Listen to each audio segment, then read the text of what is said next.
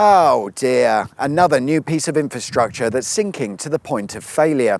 This is the Ralph Butcher Causeway, a road that's built mostly on an embankment and features a couple of bridges. It was completed in 2022, built by the lowest bidder, of course, and the entire story of this bridge and road is nothing short of a disaster. If Ralph Butcher was still with us today, he'd be most disappointed. It all began way back in the 1970s when Ralph Butcher was elected as a local councillor, and ever since then he campaigned for a new road crossing to be built here because traffic was becoming an issue which he predicted was only going to get worse. Quite right he was, but where is here and what exactly was the issue? Here is the A605, which runs through the small town of Whittlesey, just on the outskirts of Peterborough.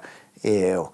And just before you get to Whittlesey, the road used to cross over a railway via a level crossing, and it's this crossing that's been causing all of the mayhem. With regular rail traffic passing through, it was common for the level crossing barriers to be down for in excess of 20 minutes per hour, and as you might imagine, during that time, the entire road network grinds to a halt, and it's only gotten worse as time has gone on. Hence our buddy Ralph campaigning for a new road crossing, and after 50 years they finally decided to give it the go-ahead. I'd like to say it was all because of Ralph's sterling efforts, but it's probably because there are plans to build a whole load of new houses in the area, but his efforts were at least recognised by naming the road after him. The plan for the road was fairly straightforward: close off the level crossing, add a couple of roundabouts and join them up with a bridge in the middle, and the estimated cost was about £14 million, later revised to £16.5 million. OK, no worries. So the contractors building the bridge settled on £42 million because costs have gone up, innit, or something, I don't know. To which the council said, and fair play, f*** off. The contract was cancelled and handed over to a different company to build the bridge, now for a bargain price of £32 million, only twice as much as the first estimate. Anyway, because of all of that nonsense, the bridge was delayed. It was supposed to be completed by 2020, but now it was looking more like 2022. But OK, we've saved a bit of money, I think, but we can deal with that. And actually, it appears that the bridge was finished ahead of schedule by about 6 months, and local residents seem to have been mostly pleased with the progress and the way things have been handled by the contractor, so pats on the back all round, chaps. Not so fast. The bridge and embankment are sort of doing what bridges and embankments seem to do these days, cracking and subsiding far more than we were expecting. Following the discovery of cracks on the outer edge of the main carriageway, it was decided to install a set of temporary traffic lights for safety, to limit traffic and to allow for inspection and repairs. And of course, don't worry about it, it'll only take a week or so and then it'll all be back up and running.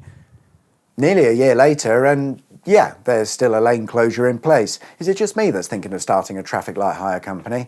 It's currently estimated that the bridge will be reopened in full by September 2025. But what's the hold-up? They said it would take a week. The solution is a bit more complicated than we first thought, although I'm surprised they didn't think about this at the start.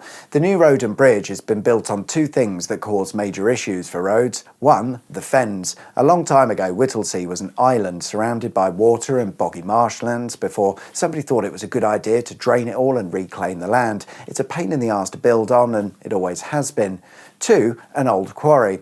This area was quarried extensively to feed the brickworks and industry that had been here for decades, and the road has been built over what was previously a quarry. These are a pain in the arse to build on. So imagine our surprise that the structure is subsiding, mainly because the large embankment that supports it all has shifted, and if it carries on doing so, there's a strong chance that the bridge will need to be closed completely on safety grounds.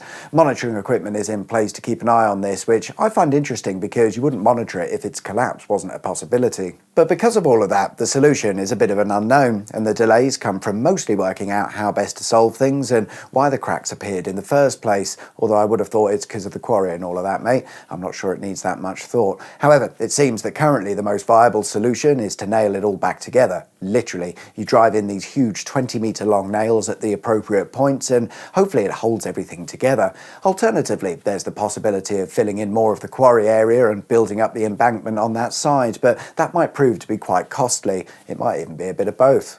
At the time of filming, it's still very much a work in progress, and the exact solution is yet to be found because the exact cause is yet to be identified.